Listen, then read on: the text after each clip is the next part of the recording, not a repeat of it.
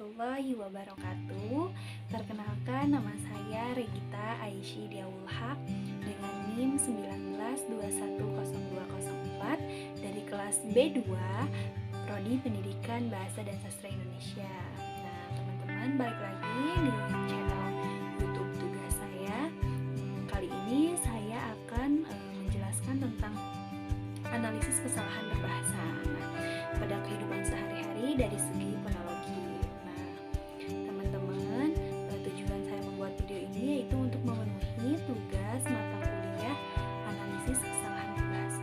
Nah, sebelumnya teman-teman pasti ada sebagian yang sudah tahu ya apa itu kesalahan berbahasa.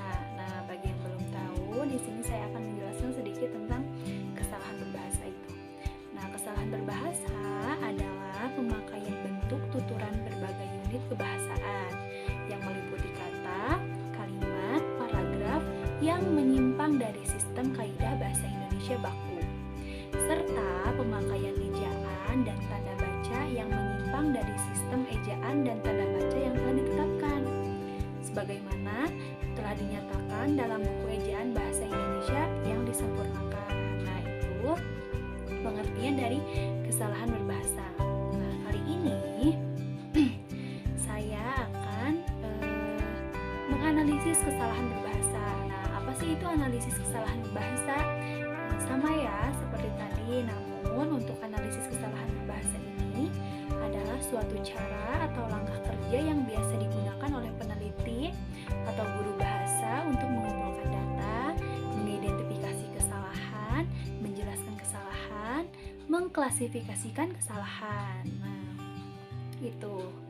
Nah, struktur internal bahasa itu meliputi tataran fonologi, morfologi, sintaksis, dan semantik. Nah, tapi teman-teman, kali ini saya hanya akan membahas tentang analisis kesalahan berbahasa pada tataran fonologi saja.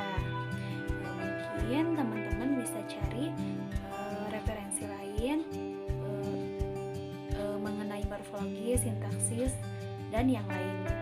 Nah, di sini apa sih teman-teman itu yang namanya fonologi? Fonologi itu ilmu tentang bunyi-bunyi bahasa. Fonologi diartikan sebagai kajian bahasa yang mempelajari tentang bunyi-bunyi bahasa yang diproduksi oleh alat ucap manusia. Nah, seperti itu teman-teman, itu pengertian dari fonologi. Nah, kesalahan berbahasa Indonesia dalam bidang fonologi pertama-tama dipandang dari penggunaan bahasa, apakah secara lisan dan apakah secara tulisan. Oke. Nah, teman-teman, kesalahan berbahasa itu bisa dipandang dari segi tulisan atau segi lisan ya teman-teman ya. Jadi tidak hanya lisan saja, melainkan dalam segi tulisan pun sering terjadi kesalahan berbahasa.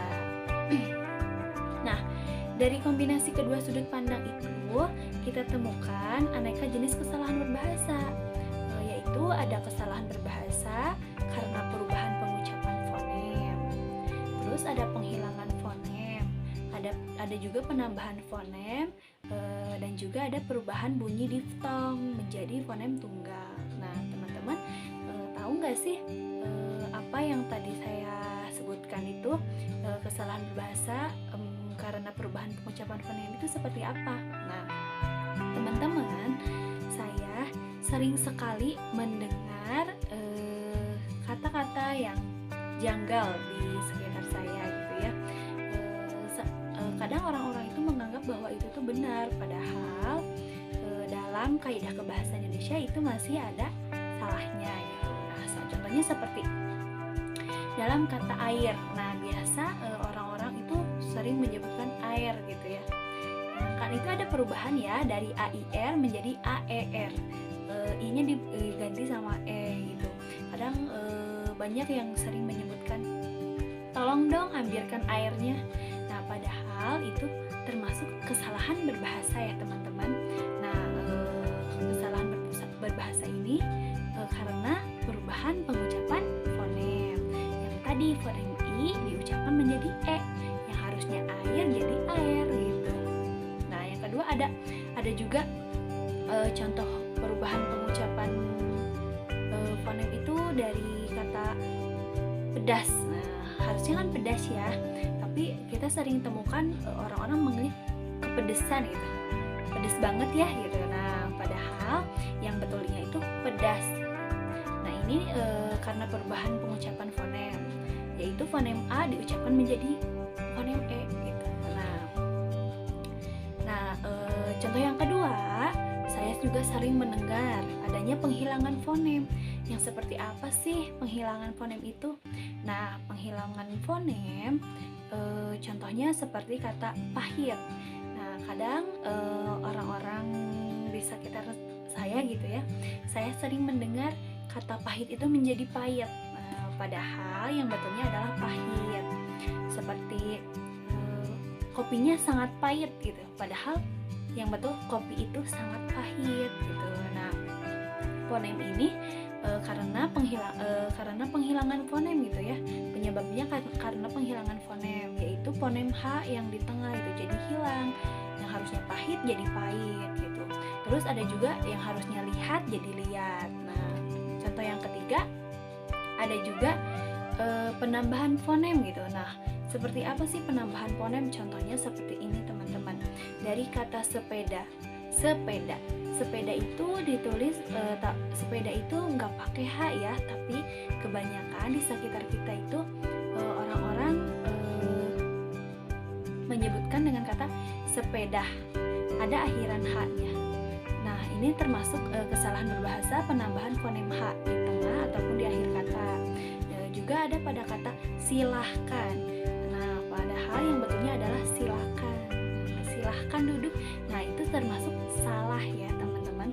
Yang betul adalah silakan duduk. Nah, gitu, seperti itu. Nah, ada juga contoh yang keempat, yaitu perubahan bunyi diftong menjadi fonem tunggal. Nah, contoh ini saya sering dengar ya teman-teman di sekitar saya, seperti kata ramai, tapi kebanyakan orang-orang menyebutnya dengan kata rame gitu. Nah, padahal yang betulnya kan ramai. Nah, ini termasuk perubahan bunyi diftong menjadi fonem tunggal, yaitu perubahan diftong AI diucapkan menjadi E. RAMAI ramai, tapi jadi RAME jadi rame gitu. Terus ada juga pada kata pakai jadi pakai, padahal itu salah ya teman-teman. Nah, teman-teman, tidak hanya itu, di sini saya juga akan menjelaskan tentang kesalahan berbahasa pada spanduk gitu. Nah, saya sering melihat ya banyak spanduk yang salah gitu dalam berbahasanya gitu. Nah, contohnya yang pertama ini di sini ada spanduk Depok Keramik. Nah, spanduk ini dalam konteks ini kesalahan berbahasa terjadi pada kata apa? Keramik ya teman-teman, yang seharusnya keramik. Jadi terdapat pengurangan fonem E pada kata keramik, yang seharusnya itu keramik. Depok Keramik gitu, bukan keramik. Nah, keramik ini adalah benda yang terbuat dari tanah liat yang dibakar dicampur dengan mineral lain yang biasanya dipakai sebagai lantai bangunan gitu ya. Nah, pada spanduk ini kesalahan berbahasanya terdapat pada kata keramik ya, seharusnya keramik. Nah, contoh yang kedua ini di sini ada bakso dan mie ayam gendut Solo. Nah, dalam konteks ini kesalahan berbahasa terjadi pada kata bakso. Teman-teman, seharusnya kata bakso itu ditulis dengan bakso.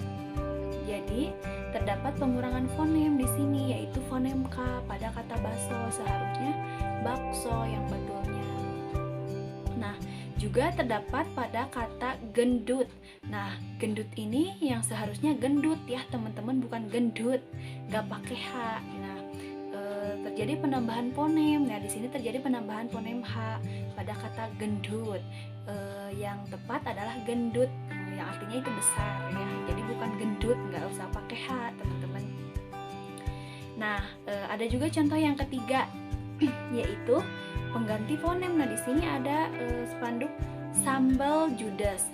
Nah, yang dalam konteks ini kesalahan terjadi pada kata sambal, yang seharusnya sambal.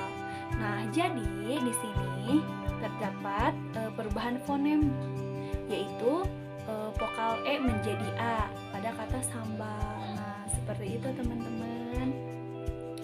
Nah, mungkin itu saja teman-teman yang dapat saya paparkan mengenai analisis kesalahan berbahasa pada tataran fonologi yang ada di sekitar saya.